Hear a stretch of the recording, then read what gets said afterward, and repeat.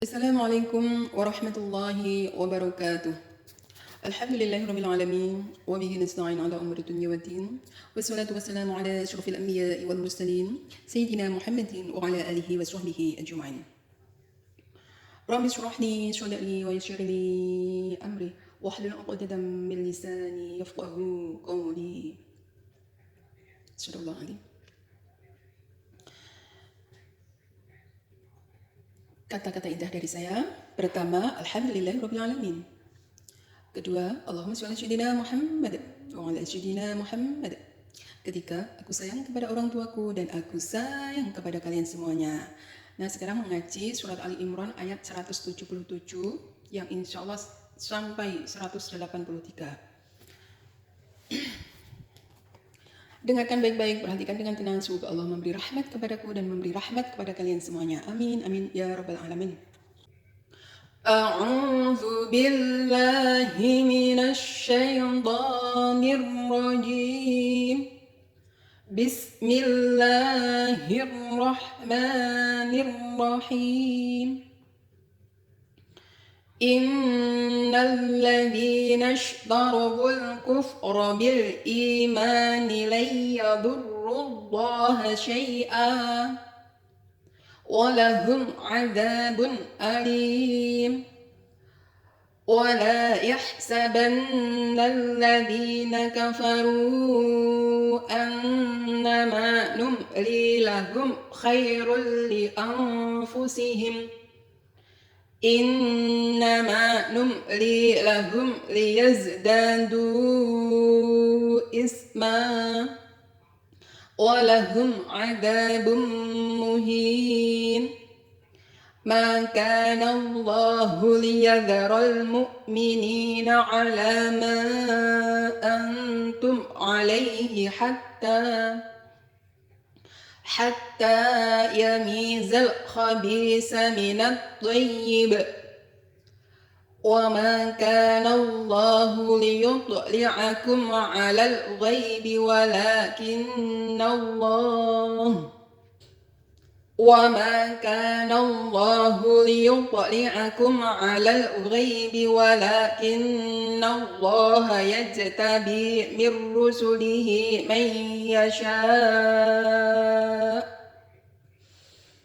من يشاء فآمنوا بالله ورسله وإن تؤمنوا وتتقوا فلكم أجر عظيم. ولا يحسبن الذين يبخلون بما آتاهم الله من فضله هو خيرا لهم بل هو شر لهم سيطوقون ما بخلوا به يوم القيامة ولله ميراث السماوات والأرض والله بما تعملون خبير. لقد سمع الله قول الذين قالوا إن الله فقير ونحن أغنياء سنكتب ما قالوا وقتلهم الأنبياء بغير حق ونقول ذوقوا عذاب الحريق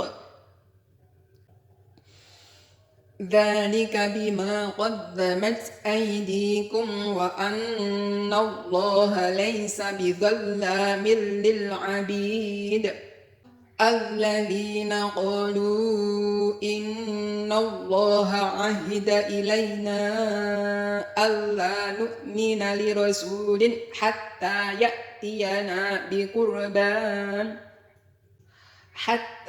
يأتينا بقربان تأكله النار قل قد جاءكم رسل من قبلي بالبينات وبالذي قلتم فلم قتلتموهم falima qataltumuhum in kuntum shadiqin. Shadaqallahul azim. Belajar takdir sudah? Sekarang kita belajar tafsir.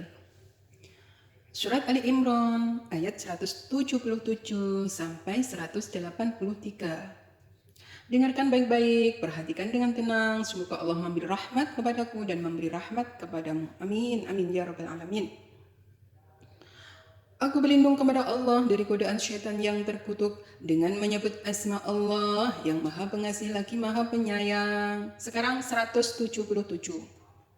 Sesungguhnya orang-orang yang menukar iman dengan kekafiran, sekali-kali mereka tidak akan dapat memberi mudarat kepada Allah sedikit pun, dan bagi mereka azab yang pedih. Nah, jadi sapa wonge menukar ya iman dengan kekafiran ya, cara Jawane murtad ngono lho, Nduk. Kuwi iki ya enggak bakal memberi mudarat kepada Allah sedikit pun. Dan apa? Azabnya sangat pedih. Sebabnya apa tuh Bu? Sebabnya wong kuwi lek wis gak iman ya. Kuwi amale ki wis gak ditampa nduk karo Gusti Allah. Ibaratnya wis gak percaya karo Gusti Allah, gak percaya karo utusannya Gusti Allah seperti Nabi Muhammad SAW. Otomatis wis apa yang dikerjakannya ning alam dunia ki wis gak ditampa blas babar pisan. Makanya kita itu setiap hari sholat 5 waktu ini mengucap syahadat untuk memperbaharui iman terus setiap waktunya. Contoh asyhadu alla ilaha illallah wa asyhadu anna Muhammadar Rasulullah. Pas asyhadu alla ilaha illallah tangan iki jari telunjuk kan ngatung ya. Nah, itu bersaksi dengan lisan, hati dan perbuatan. Itulah yang mengajarkan ulama. Kan setiap tahiyat ucapan asyhadu alla ilaha illallah tangane ngatung ini ta lek marai guru ngaji waktu praktek sholat ngono kae. Nah, tangan jari telunjuk ngacung iki apa ya? Menunjukkan perbuatan bahwa Allah itu satu ngono. Bersaksi bahwa tidak ada Tuhan selain Allah ngono. Nah, dan Nabi Muhammad utusan Allah. Nah, dengan ucapan, dengan hati, dan dengan perbuatan. Perbuatan ya tangannya ngene iki, jari telunjuk di apa iki telunjukkan cuma jari telunjuknya ini.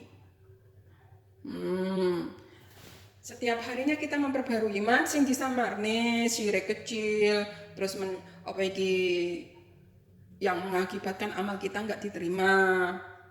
Nah, maka diperbaharui terus setiap sholat mengucapkan syahadat. Itu untuk memperbaharui iman, ojo sampai iman hilang. Lek wong wis senojo tenan, wis keluar dari Islam ya, kuwi wis amale enggak ditampa blas salat.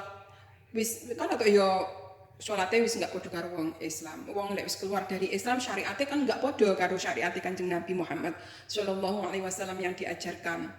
Jadi amal perbuatannya itu enggak ada pahala di sisi Allah. Makanya tempatnya itu diazab. Azab yang sangat pedih. Na'udzubillahi min dzalik. Sekarang ayat. Dan janganlah sekali-kali orang-orang kafir menyangka bahwa pemberian tangguh kami kepada mereka adalah lebih baik bagi mereka. Sesungguhnya kami memberi tangguh kepada mereka hanyalah supaya bertambah-tambah dosa mereka.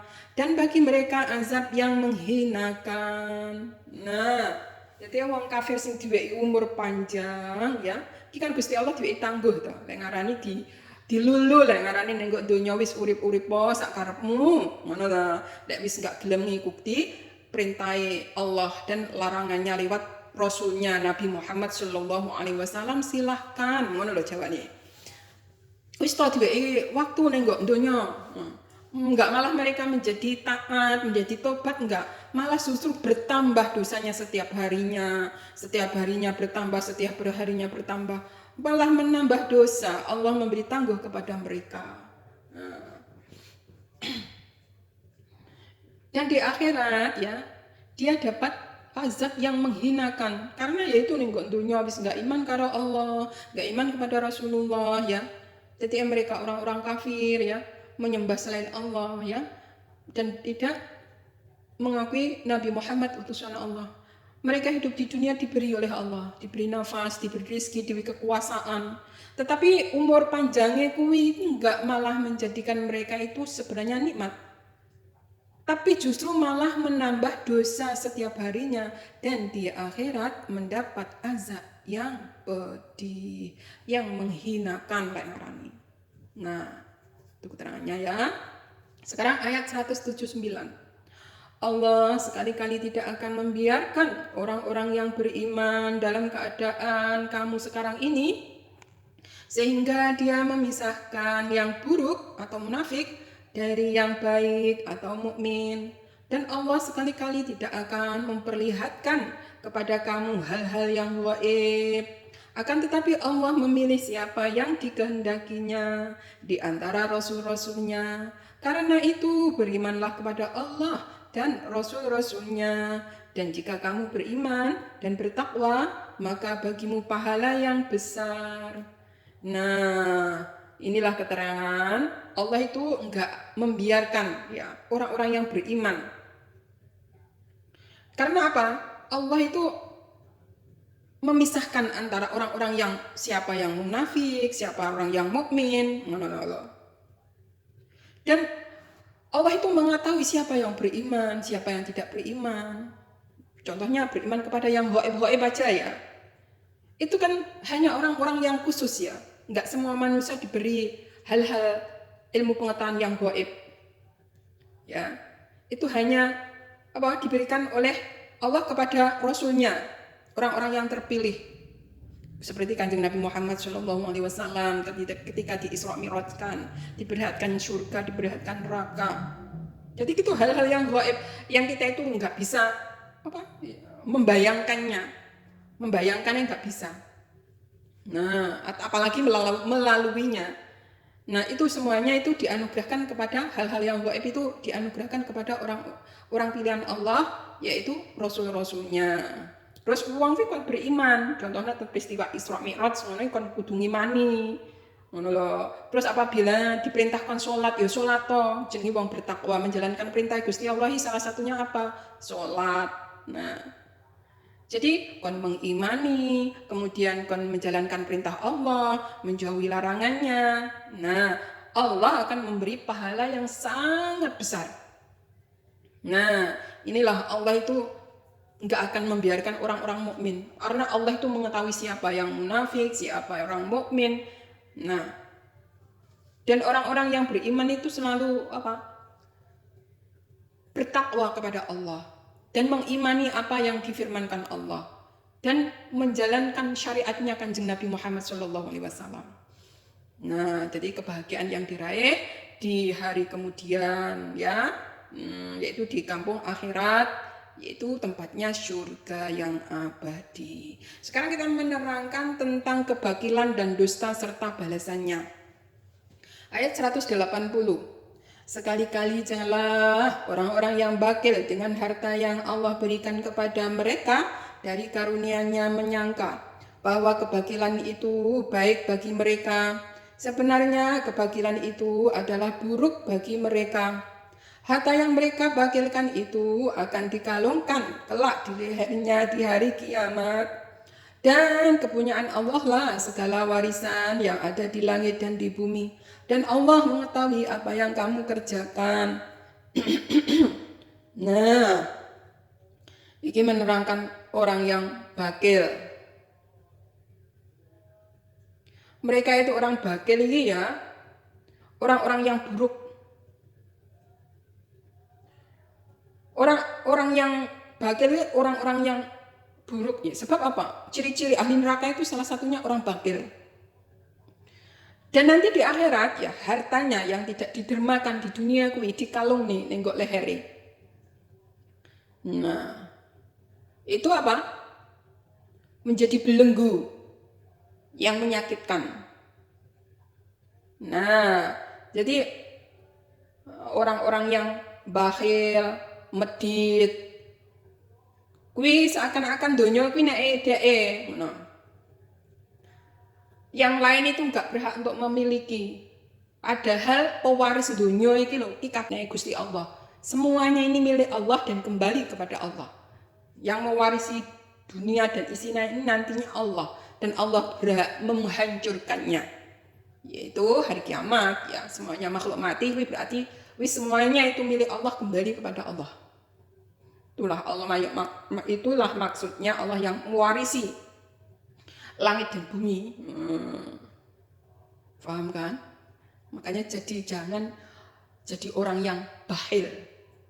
Lek makanan, apabila dimakan orang, silahkan jumu'ah. No. Suatu saat nanti kalau kamu kepada orang tersebut, ya akhirnya ya dilomani. Silahkan makan. No. Paham? Ojo medit. Makanan kalau sudah dimakan orang, malah justru alhamdulillah barokah. Gitu caranya. Kok makanan sudah dimakan orang, digoleki, gak eneng dan seterusnya, terus nesu, jangan. Malah justru alhamdulillah makannya kok sudah habis, berkah. Sekarang membuat lagi ya, ada rezeki yang lain. Iya, silahkan membuat makanan, kreativitas. Ingin buat apa, ngono. Jangan kok makanan habis terus marah, minuman habis marah, jangan. Kalau kamu itu loman, malah justru mengucapkan alhamdulillahirabbil alamin. Makanannya sudah barokah dimakan orang tersebut. Orang tersebut itu gunakan untuk ibadah kepada Allah, untuk berzikir, untuk mengaji, untuk berperilaku yang baik. Maka makanan yang dimakan oleh orang ahli ibadah tersebut, ya, orang yang memberinya itu loh mendapat pahala dari tenaga dari orang yang bisa bergerak sholat, bisa bergerak mengaji, bisa bergerak itu karena pemberian makanannya. Makanya orang yang diberi makanan itu mengucapkan terima kasih. Sebab apa? Dengan makanan itu yang dimakan, terus akhirnya bisa menimbulkan tenaga. Lah, tenaga itu bisa digunakan untuk sholat, untuk sujud, untuk ruko, untuk berzikir. Otomatis yang memberi makanan itu terus pahala itu mengalir berkat makanan yang diberikan orang loman tadi. Makanya salah satunya orang ahli surga itu loman. Makanan yang sudah dimakan orang ahli ibadah itu malah disyukuri. Alhamdulillah makanan sudah masuk di dalam mulutnya sehingga nanti dicerna menjadi tenaga. Lah orang tersebut iki lho wong ahli ibadah enggak pernah maksiat. Jadi makanan itu diolah jadi tenaga, wong sing wae dapat transferan pahala berkat makanan yang diberikan orang itu kuat ibadah. Ya kalau orang itu kalau enggak makan seperti orang puasa kalau ya, tenaga lemah, terus yes pokoknya enggak apalagi enggak makan 3 hari ngono ya. Uang enggak duwe daya apa ya. Jadi wis ibaratnya kekuatannya berkurang. Tetapi kalau setelah makan ya alhamdulillah langsung sehat, bisa aktivitas, segar kembali tubuhnya, bisa beribadah. Nah, itulah makanya orang-orang yang bakhil kuwi yo ning kok donyae didoi wong. Terus bareng ngono sebaliknya wong loman dideketi wong, disenangi wong. Wong loman kuwi yo dilomani wong yo an. Subhanallah. Tetapi wong bakhil kuwi ya balesono dengan kelomanan lek sampean duwe, lek sampean memang gak mampu, orang sederhana, terus ya kehidupannya itu serba kekurangan, kehidupannya ya pas-pasan. Ya semampuannya aja yang diberikan. Ya kalau ada air putih ya diberikan air putih. Kalau ada air yang manis ya, teh atau kopi diberikan. Kalau ada makan lainnya dibuatkan. Nah seperti itu aja ya, yang sederhana tapi bisa memberi, tetap memberi. Itu salah satu sifat loman. Bisa dia sulit pun masih tetap bisa memberi. Walaupun itu air putih atau air teh atau air kopi. Nah gitu loh. Jadi semampunya. Lanjut ya, ayat 181, sesungguhnya Allah telah mendengar perkataan orang-orang yang mengatakan, sesungguhnya Allah miskin dan kami kaya. Kami akan mencatat perkataan mereka itu dan perbuatan mereka membunuh nabi-nabi tanpa alasan yang benar, dan kami akan mengatakan kepada mereka, rasakanlah olehmu azab yang membakar. Na'udzubillah min dzalik. Jadi ini adalah menerangkan kaum-kaum sebelumnya Nabi Muhammad itu kaumnya itu kan apa itu? Membunuh para nabi. Ya. Contoh siapa nabi yang dibunuh? Nabi Zakaria, Nabi Yahya. Nah, ada yang dibunuh itu Nabi Yahya, dipancung. Itu membunuh para nabi. Nah, itu kejahatan yang melampaui batas. Maka di akhirat nanti diazab, dibakar oleh Allah. Dan tidak henti-henti loh, dibakar itu enggak mati. Terus hidup. Nah, itulah Allah akan mencatat perkataan orang setiap harinya itu dicatat oleh Allah. Makanya ibu kan kalau selesai membaca Al-Quran, menerangkan maknanya, ya memberi contoh ilmu-ilmu yang lain atau menerangkan yang masih berhubungan dengan ayat tersebut itu, makanya ibu kalau ada yang benar boleh diikuti, kalau ada yang salah boleh dikritisi. Maksudnya apa? Ibu bukan orang benar. Apabila menerangkan ilmu mungkin ada kata-kata yang salah, boleh dikritisi agar ibu kedepannya lebih cerdas. Karena sebenarnya ibu ini bodoh sekali. Maka kritikan itu membangun untuk menjadi lebih baik. Nah, dan apabila ada kurang lebihnya, mohon maaf yang sebesar-besarnya. Itu kata-kata yang salah diucapkan. Sebab apa? Al-insanu mahal qata wa nisyan. Manusia itu tempatnya salah dan lupa. Nah, tetapi orang-orang yang diterangkan ayat 181 itu malah justru apa? Sombong. Wong Allah loh yang menciptakan dirinya, yang mematikan dirinya. Kok menganggap dirinya lebih kaya dari Allah yang menciptakan? Ini wong stres. Wong wis gak berakal. Wong dirinya bernafas lo masih membutuhkan oksigen, dan oksigen itu sing ngeweki sapa? Gusti Allah. Terus setelah wong wis dimatikan oleh Allah, terus iya itu bisa apa? Kok mengatakan dia itu lebih kaya dari Allah loh? Lek wis mati apa dia menguasai?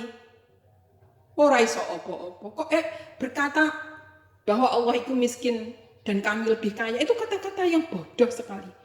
Terus kalau kamu itu dihentikan nafasmu, nggak diweki oksigen, mati, terus sampai kaya dari mana? Terus apa ini jadi apa ini jasmanimu dimakan beletung-beletung, wis nggak enek sing iso nolong, wis nggak enek sing iso nolak. Terus kata-kata Allah itu miskin dan kami adalah kaya, kata-kata itu loh, kata-kata yang sangat tolol sekali ya. Nah, itulah orang-orang kafir. Kata-kata itu dicatat oleh Allah, makanya hati-hati. Allah Maha Kaya. Kekayaannya tidak ada yang menandinginya, sebab semuanya milik Allah. Bayangkan, bumi dan langit semuanya itu milik Allah. Belum apa iki swarga luasnya seluas bumi dan langit. Subhanallah. Semuanya itu milik Allah. Nah, swarga dianugerahkan kepada orang-orang yang beriman bertakwa. Lek neraka dianugerahkan kepada orang-orang yang tadi menghina Allah, katanya miskin, orang-orang yang membunuh para nabi. Hampir seluruh nabi itu hampir dibunuh oleh orang-orang yang mempunyai sifat seperti itu. Seperti siapa? Nabi Yusuf mau dibunuh, dimusnahkan. Siapa lagi? Nabi Ibrahim mau dibunuh, dibakar di api. Terus siapa lagi? Nabi Musa mau dibunuh oleh Firaun.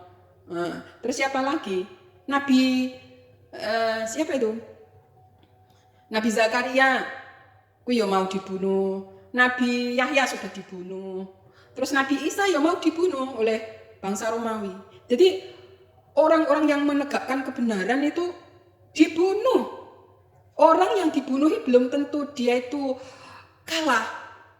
Malah justru orang-orang yang dibunuh itu adalah menang di hari kemudian. Di kampung akhirat itu dia mendapatkan kenikmatan. Seperti siapa ya? Habil dan Qabil gitu aja ya. Qabil membunuh Habil. Itu yang jahat Qabil. Yang baik Habil. Ini itulah orang-orang yang baik itu kebanyakan yang dibunuh. Nah, sebab apa? Orang yang dibunuh itu berpasrah kepada Allah. Mempunyai keteguhan iman, Islam, ihsan. Wong atau wong apik lho dimusuhi wong kafir. Wong kafir ngancamnya mesti membunuh, tapi lek wong muslim enggak mengancam membunuh. Cuma apa? Lek wong muslim membela diri, melakukan perlawanan untuk memberi pelajaran. agar musuh itu jera, agar musuh itu mundur, agar musuh itu tidak menyerang, agar musuh itu tidak mengganggu, agar musuh itu mengakui kemenangannya. Nah itu, jadi di dalam Islam itu nggak enak istilah ngancem uang terus membunuh uang tanpa dasar hukum ini nggak enak, karena diharamkan oleh Allah. Membunuh tanpa dasar-dasar itu diharamkan oleh Allah. Harus mempunyai dasar. Membunuh itu harus mempunyai dasar yang benar. Tetapi para nabi di sini yang diterangkan yang dibunuh itu tanpa alasan yang benar. Jadi nabi dibunuh tanpa alasan yang benar. Mungkin difitnah dulu, baru dibunuh. Na'udzubillah min dzalik ya. Makanya mereka itu tempatnya adalah neraka yang menyala-nyala, azab yang sangat pedih yang menghinakan mereka sampai kekal, enggak diampuni oleh Allah. Sedang orang-orang yang beriman nanti melihat orang-orang yang dahulu itu menzaliminya, memusuhinya, membunuhnya, mengunjungi ke neraka ya. Dan orang-orang yang di neraka itu ya, Masya Allah, merasakan azab yang sangat pedih. Wong sing ngendali neraka iki lho, enggak ngrasakne panase neraka blas. Mergo apa? Neraka diharamkan menyakiti orang yang bertakwa. Walaupun diendangi ning neraka to wong sing ahli surga itu enggak merasa sakitnya. Sing tetap merasakan sakit ya ahli neraka. Itulah. Jadi wong ya ojo sombong yang melampaui batas. Sekarang menerangkan 182. Azab yang demikian itu adalah disebabkan perbuatan tanganmu sendiri, dan bahwasanya Allah sekali-kali tidak menganiaya hamba-hambanya.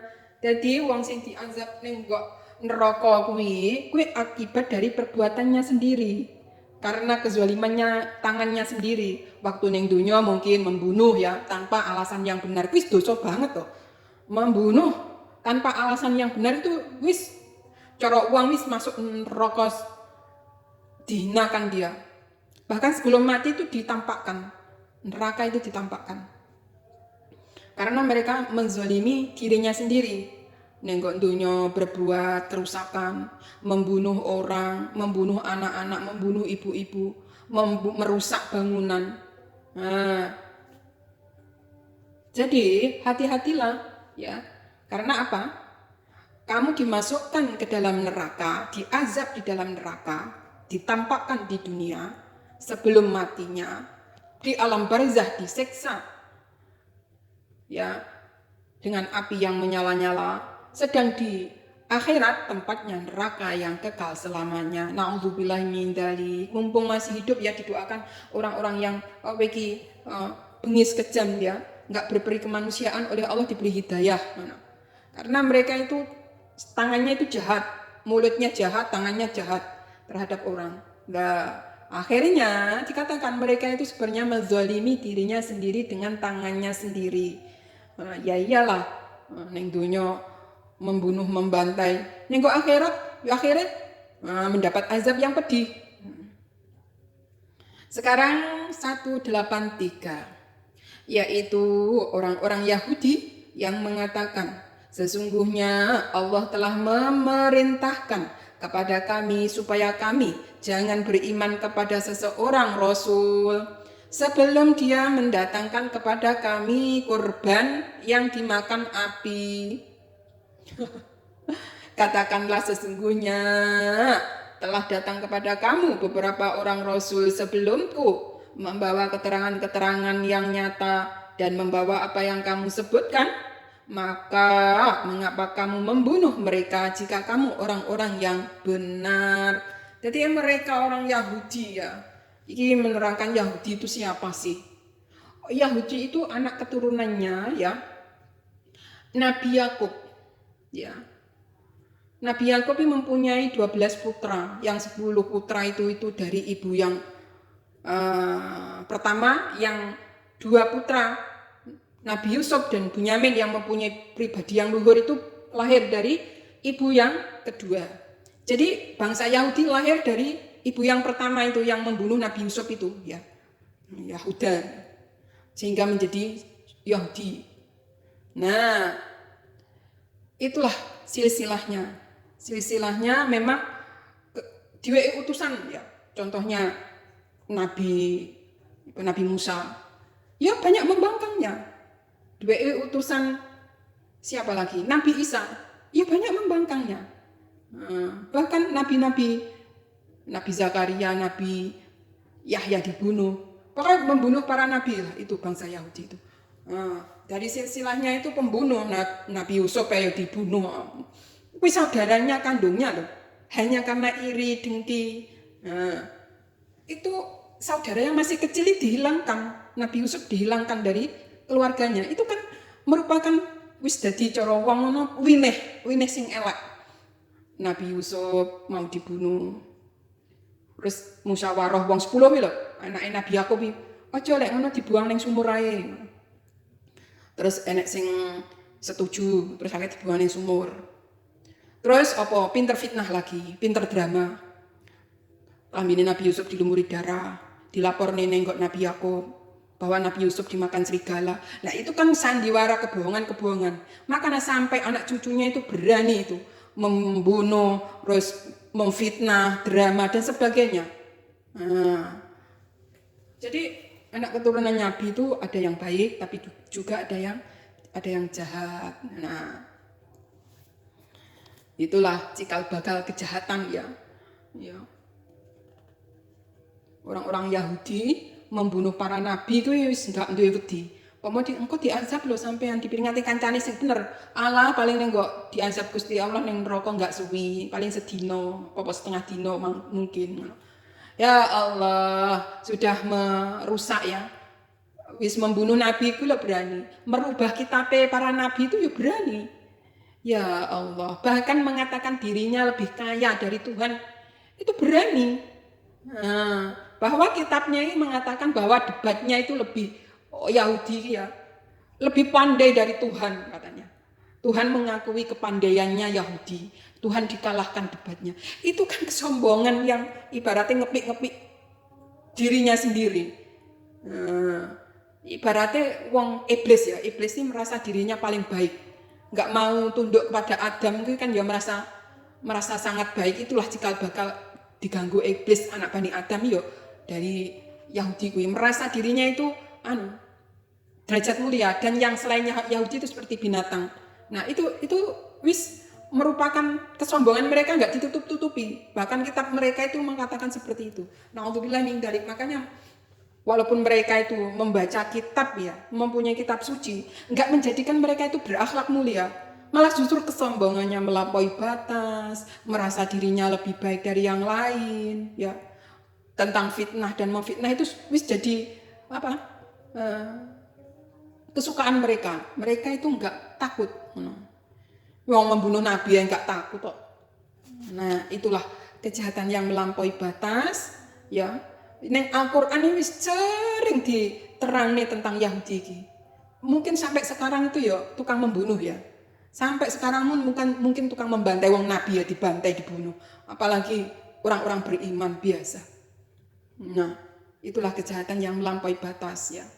Kalau mereka itu memfitnah orang Islam teroris ya, tapi mereka membantai, membunuh anak-anak sampai membunuh sampai rakyat sipil itu. Mereka itu kejahatannya melampaui batas ya. Sampai sekarang ini.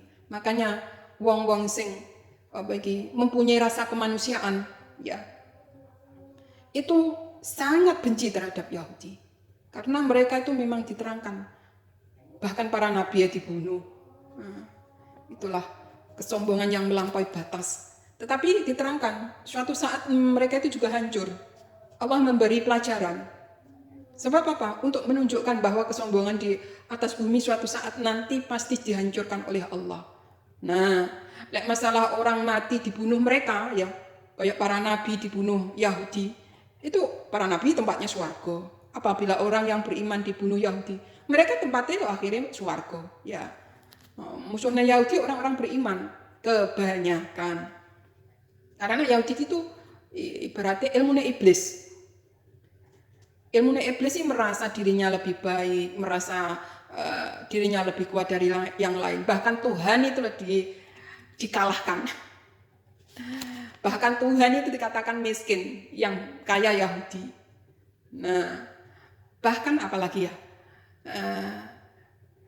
debatnya itu dimenangkan Yahudi daripada Tuhan. Tuhan itu dikalahkan ucapannya, firmannya dikalahkan dengan kepandaian Yahudi. Kesombongan yang melampaui batas lah. Pokoknya mereka itu mengaji, kelihatannya mengaji ya kitabnya, tetapi enggak menjadikan mereka itu rendah hati, tawadu, ya, enggak. Mereka itu malah menjadikan dirinya seperti iblis, sombong banget. Sombong seperti raja dunia. Selain Yahudi itu binatang, yang Yahudi itu mulia, mempunyai derajat tinggi, itu kata mereka. Makanya bahkan Nabi ya dibunuh itu sudah melampaui batas. Itu keterangan ayat 183.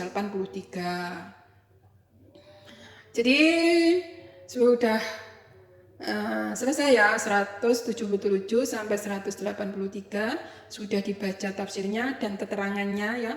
Apabila keterangan dari saya ada ya salahnya, mohon maaf yang sebesar-besarnya ya.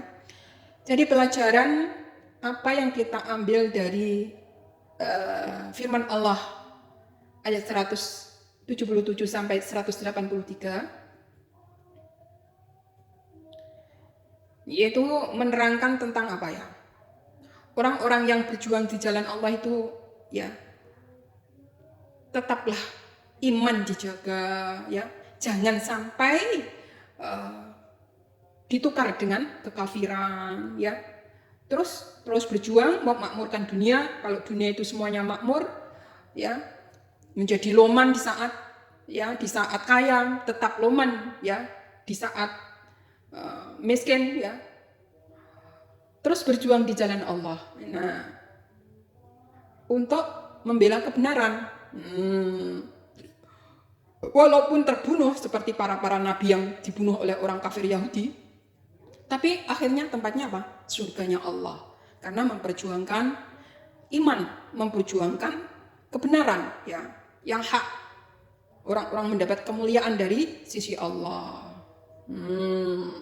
Jadi orang-orang yang zalim seperti Yahudi, bangsa Yahudi itu sebenarnya menzalimi diri sendiri.